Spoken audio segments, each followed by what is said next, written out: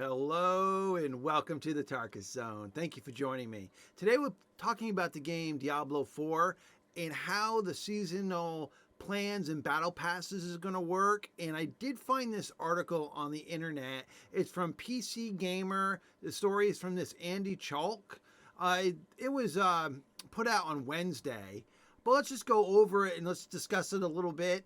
I know people were concerned about microtransactions for this game. For what I understand, there's not going to be any other than cosmetic transactions. So I imagine a lot of the Battle Pass stuff is going to be around stuff that might not affect your actual game. It might be XP boosts and stuff like that. But let's just read the article here.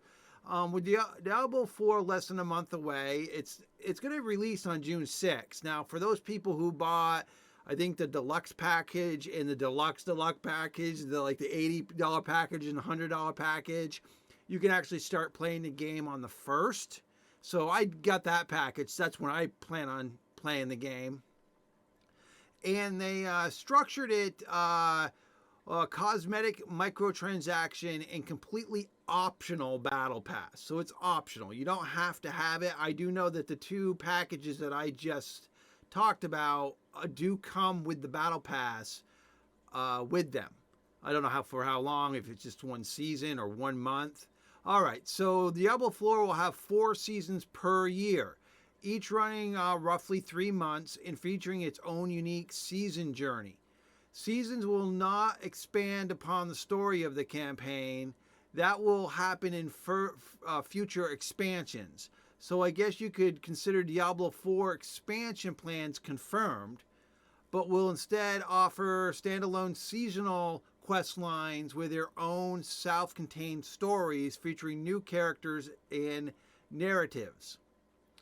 Ideas around the seasons are not bound by the campaign. Diablo manager Rod Ferguson said during today's development stream. Along with the new story content, seasons will also feature fresh gameplay. We want to introduce new mechanics of gameplay for players to engage with over the course of the season.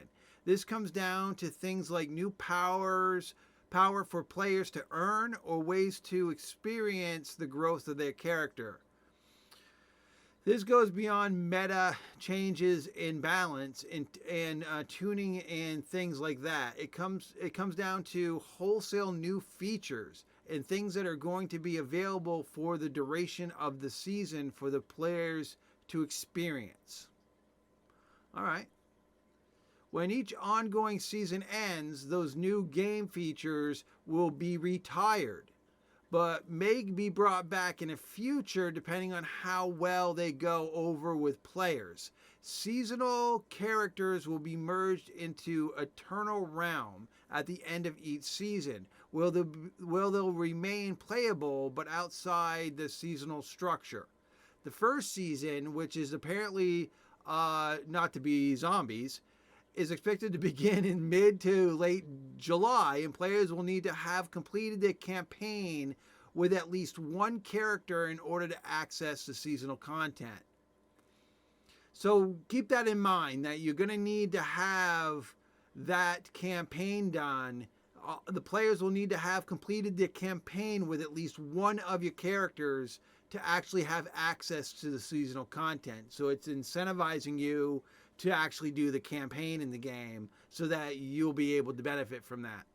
The Diablo 4 Battle Pass will feature 3 tracks, free, premium, and accelerated, which is basically the same as the premium track, but with a 20-tier head start. I guess that was when you buy the packages now, the game packages, the middle one, the $80 one, comes with just the premium, and the $100 one comes with the accelerated, which is giving you 20 tiers of the pass right up front. So you don't even have to earn those tiers; you get them right off front.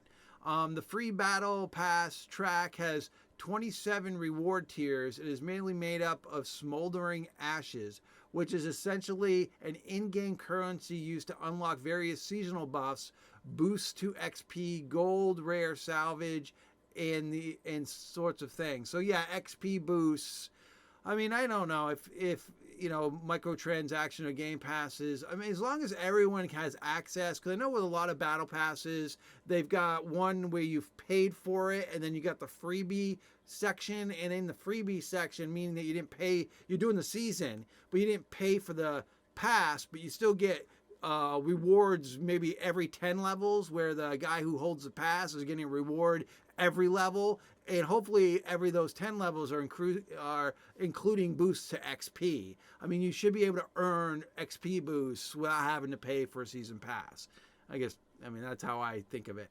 You should not be able to get somebody who pays money should not get an advantage over those people that paid for the game already and didn't want to pay the extra money for a battle pass. You know what I mean? All right. The premium track, on the other hand, has 63 tier.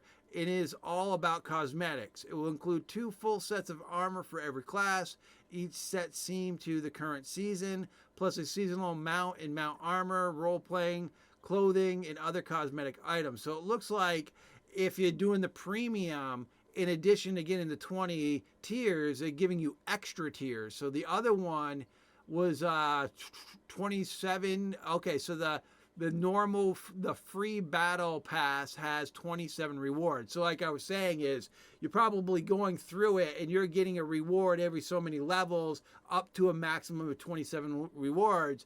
And what they're doing is, if you got the premium, you're getting rewards every level or whatever, or 63 levels, or maybe the whole tier is 63.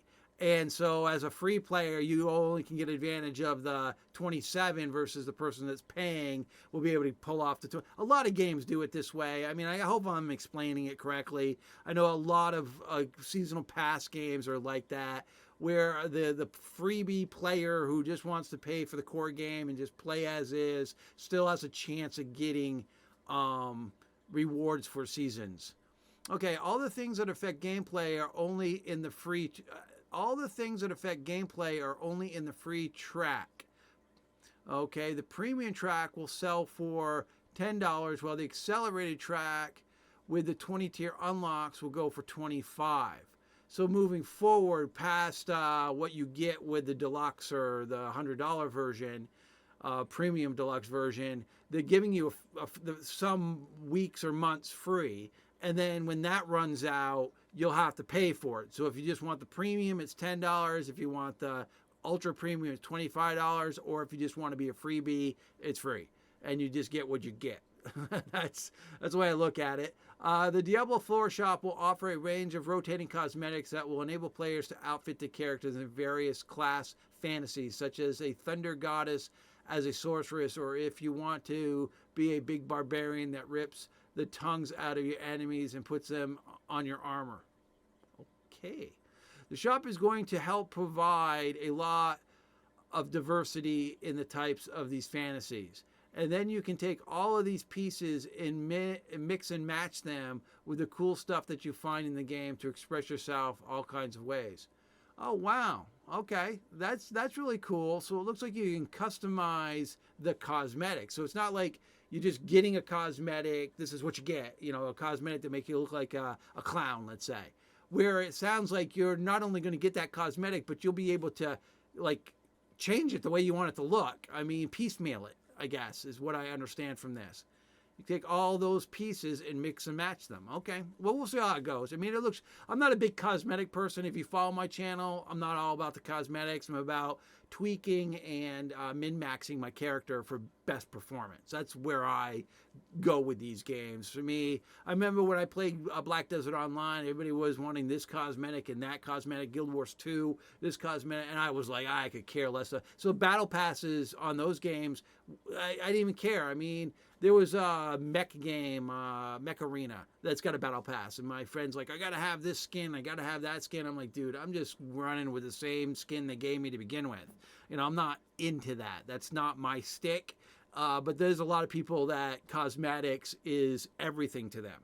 And so, I'm glad that they've got it in this game. Diablo 4 will not have leaderboards for Season 1 and possibly not for Season 2 either.